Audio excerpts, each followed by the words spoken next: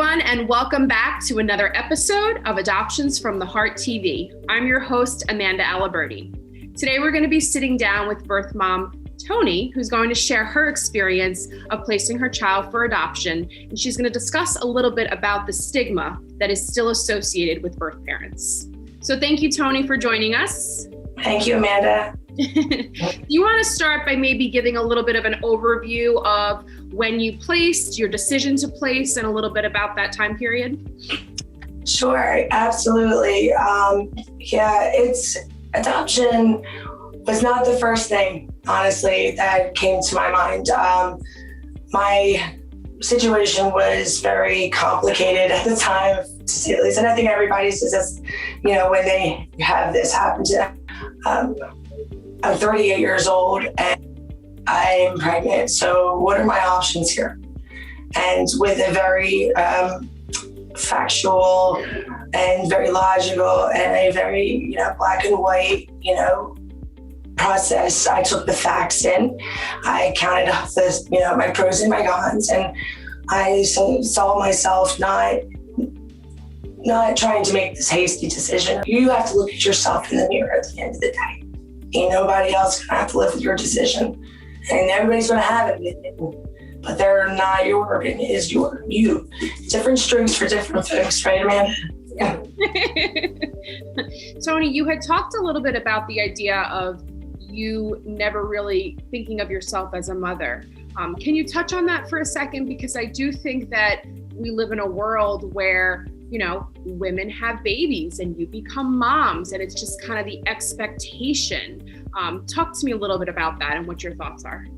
Sure. That is a very, everybody thinks you're supposed to graduate college and go be a mom and have a job. And I just never had that. I mean, of course I'd be a great mother. Once you see that baby, that's your everything, that's your world, that's a piece of you. And the first day I got to see him at one of the picnics, actually, he lit up. I bawled, like the tears just came out of me. And I was like, he knows me. He really does. And I'm about to cry again because that's a connection that you'll never, ever forget. But I never yearned for that. When I was looking for the parents in your book, which is beautiful, it's all like laminated and everything. I saw their application and I thought, 6 years, man, they were waiting for a child. And that to me speaks volumes, because it's like they not only thought about it, it wasn't just a whim, it wasn't just a sparkle in their eye, it was, I want a kid and I'm going to do whatever I got to do to get that child, and I'm going to be an amazing parent, and I'm going to give this kid a great education, give him this, that. And that's their mission in life, and I don't have that. That's what I've always found really powerful about your specific story, because people stereotype birth mothers to be, teenagers who got pregnant, right? For you were 38 years old, and many people might try to judge the situation and say, well, you're old enough, you can just make it work. You're not a kid, right? But you knew better. You knew that you were not in the place in your life that you could be the best mom that you wanted for your son, and you found a family that could do that for you. Yeah. I feel like people look at you like, well, what's wrong with you?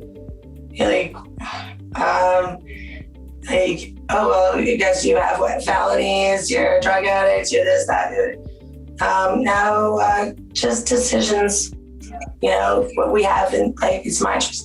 You said that when you look in the mirror, you tell yourself that you're proud of yourself. Yes.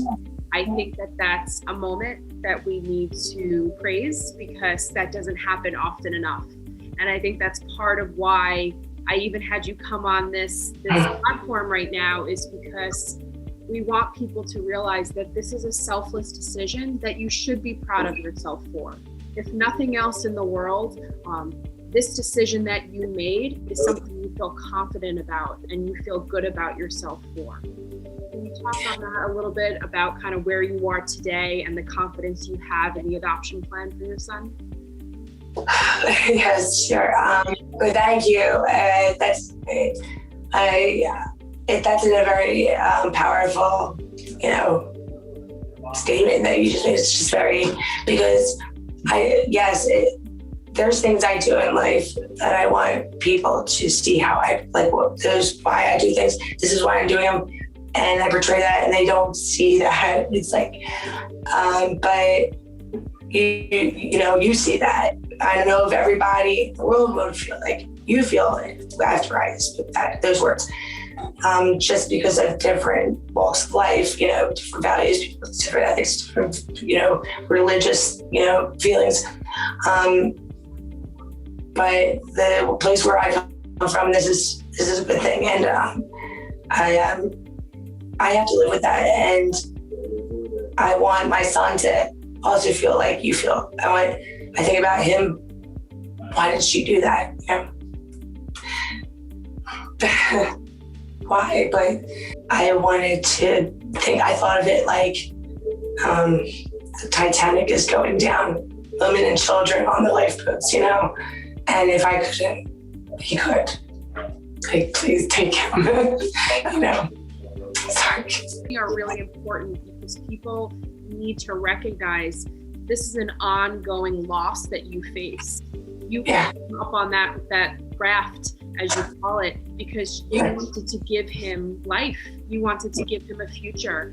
And he is going to grow up being taught that you loved him enough to do this for him. And the family that you chose for him is going to always remind him that love you had and that you made this plan for him. Do you think there's still a stigma associated with birth parents that choose adoption? Absolutely. I think if there's something that somebody can have opinion about, right, there'll always be something that is going to challenge your decisions in life. I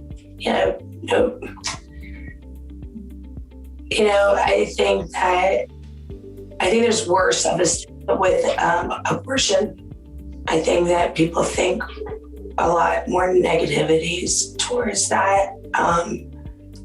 But people don't go around saying, hey, oh yes, I cleared my child up for adoption. How was you? Let's go have some coffee and talk about it. Yeah, we don't do that. We kind of just talk softly. Oh yeah, she put a son up for adoption. Oh yeah, it's hard. You don't need to do that either. Because it's not something that I'm really upset about. Like, I'm actually kind of happy that my kids got a great family. As a final note, as we kind of conclude this, if you had the opportunity to reach out to someone, say it's a woman who just found out she's pregnant, she's, 8 months long, and she's scared and confused and does not feel like she's in the place to be a mom, but she's wondering, what will adoption look like? Will this be the right decision for her? What advice would you give her? Yeah, you got to do it. You got to do it for yourself. You got to do it for your son or whatever. You just got to do it because you got to worry about what's going on with you right now, because ain't nobody going to be happy along with you until you're happy with yourself. You got to take care of you. Your mind, your body, your soul, your health, your everything. Well, Toni, you are wonderful. Thank you. We are so appreciative in the adoption community in general for women like you who are so courageous enough to come on camera and share a very personal piece to your life. Again, I think the biggest thing that I took away from today is the fact that when you look in the mirror, you're proud of who you are and the decision that you made for your son. And I think that is a really powerful moment, powerful statement. And I speak on behalf of whoever is going to watch this, that we are just so proud of you. And we're grateful that you could potentially help another person who might be considering adoption. I made a family, Amanda. Yeah. I did. I made a family. I made a very happy family, and I'm so happy for them. I'm so happy that my son is going to be he's going to be a firecracker. He's going to be an amazing kid, and they have the tools to bring him to that finish line. And I know, and I just hope that I give them all my prayers and all my support, because it's a hard job. Absolutely. Thank you so much again. Thank you to our audience for listening. Please tune in next week as we hear from more voices within the adoption community.